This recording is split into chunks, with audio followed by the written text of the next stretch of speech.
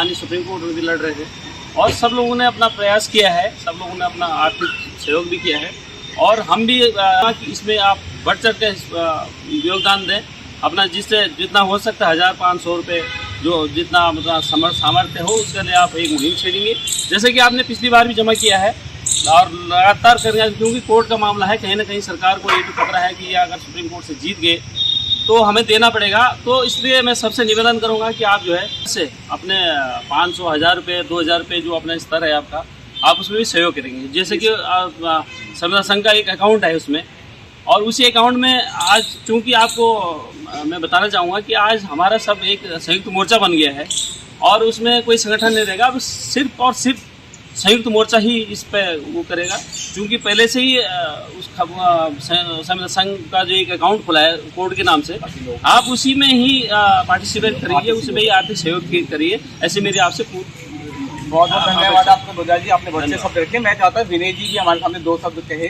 कि क्या इसमें आगे हो सकता है। चलिए, बहुत बहुत धन्यवाद बोगना जी, मैं गुसाई जी, मैं आप सभी लोगों से आह्वान करना चाहता हूँ कि साथियों, जब इतने बड़े बड़े 2 संगठन एक मोर्चे के रूप में कार्य कर रहे हैं, सभी उपनल कर्मचारियों को भी बढ़ चढ़ करके आगे आना चाहिए। मैं अपने ऊर्जा निगम के साथियों से भी निवेदन और अपील करना चाहता हूं कि सभी लोग संयुक्त रूप में अपनी यथाशक्ति अनुसार सुप्रीम कोर्ट में लड़ाई के लिए अपना योगदान अवश्य करें। साथियों, गुमराह ना होइए, क्योंकि मुझे भी कहीं ना कहीं विदित हुआ है कि हमारे ऊर्जा निगम के साथी ये कहते हैं कि हमारी कार्य प्रणाली अलग है, इसलिए हमारा केस अलग चल रहा है। सर्वोच्च न्यायालय से बड़ा कोई न्यायालय नहीं है साथियों। आप इस पे आस लगा के बैठे हैं कि हमारा कार्य जल्दी हो जाएगा, तो उसके लिए थोड़ा सहयोग भी करना पड़ेगा। आज संगठन इतनी बड़ी ताकत बन चुका है कि सभी लोग उस पर निगाहें लगा के बैठे हैं। मैं उन लोगों से अपील करना चाहता हूं कि हमारा एक ही अकाउंट हो चुका है, हम लोग की आपस में बात हो चुकी है, आप संविदा संघ के खाते में पैसे डालिए, जितनी आप सभी लोग की यथाशक्ति हो सकती है। निर्णय जल्दी आएगा और सकुशल आएगा, ऐसा मुझे सभी लोगों से आह्वान करना है कि इस मुहिम में जुड़िए और अधिक से अधिक सहयोग करें। बहुत बहुत धन्यवाद आपका। अब मैं लास्ट में आखिर हम 2 शब्द बोलना चाहूँगा कि जैसे भी आप लोगों ने सुना है कि महासंघ की तरफ से हमारे गुरजाल जी और विनय जी ने अपनी बात रखी है, और अब तक सभी कर्मचारियों को ये जो एक बोलते हैं ना कन्फ्यूजन था, वो हट चुका होगा कि किसमें हम आर्थिक सहयोग करें। जैसे गुरजाल जी ने कहा है कि वर्तमान में क्योंकि उपनल संविदा कर्मचारी संघ का एक अकाउंट है जिसमें हम लोग सभी से आर्थिक सहयोग मांग रहे हैं, और लोगों के बीच में यही कहना है कि ताकि कन्फ्यूजन ना हो, एक ही अकाउंट है जिसमें कि हम लोग सबसे आर्थिक सहयोग की अपील कर रहे हैं।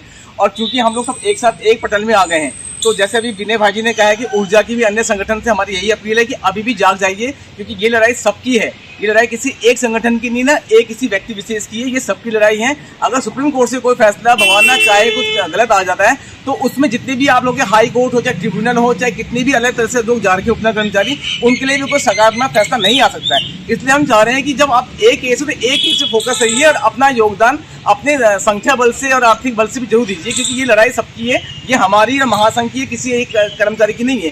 इसलिए आप लोगों से विनम्र निवेदन है कि आप लोग प्लीज अपना सहयोग कीजिए, और जितना हो सके आने वाले समय पे, क्योंकि सरकार की आप स्थिति देख रहे हैं कि दिन प्रतिदिन कर्मचारियों को कैसे कैसे उससे प्रताड़ना झेलनी पड़ रही है।